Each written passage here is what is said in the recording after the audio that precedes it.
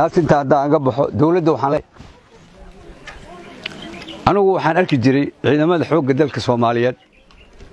oo loogu magac daro qaybaha qayb walba marka magaceeda la sheeg magac loo bixinayo waxa lagu saleyn jiray wadanka dhaqankiisa waxaan ka soo qaadayaa qaybta 26aad waxa loogu saleeyay 26 Juun xurnimadii waqooyi 60aad xurnimadii Soomaaliya 22aad 22aad 22 kacaanka hadda waxa soo shacbaxay oo aan ognahay marka la yiraahdo gorgor kalimatul arabi waa fahd nin reew xasana in dalkan waxba ku lahayn inuu isku magacaabay ciidamadii taasoo qalad ay tahay macnaheedu waxa waaye gorgor arabi markii loo fasiro waa fahd qaamuuska rabtaan ka fiirsada say ku dhacday marka inuu magacii ciidamada qaato fahd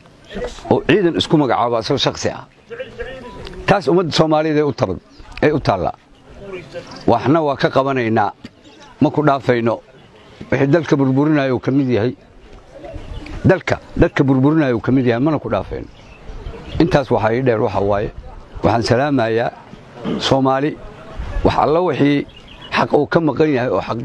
dir ah inta xaq ka maqan yahay oo Soomaali waa badan tahay baydhaba kamida kismaayo kamida hiirana kamida galmudug kamida budlaana kamida gada kamida waxa kamida waqooyi waxa kamida banaadir intaasoo gobol oo Soomaali ay degan tahay xuquuqdoodii ma haystaan waa inay helaan xuquuqdooda cidda hor taaganna waa inay kor wareegtaa madaxweynaha waxaan u sheegayaa u muuqan caadil ah ka leexo dadka xaqooda wixii xaq darana dadka ka hor wareeji intaas haddii laga waayo adaa la iska ka hor wareejinaya ma nala joogi doontid waxaad ku naalootaa mar walba inaad tahay nin caadil ah nin xaqa jecel laakiin nooma muuqato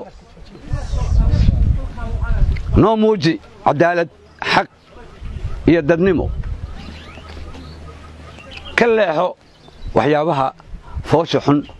oo lagugu jiidayo cidda kugu jiidaysana Soomaaliya oo dhan waa taqaanaa af wax laga sheego faa'iido ma laha dalka ha u horseedin farmaajo dagaal dalka waxa u horseedaa nabadda ayaa nolol leh hadday arrintu kula tahay kursigaaga haddaa weysid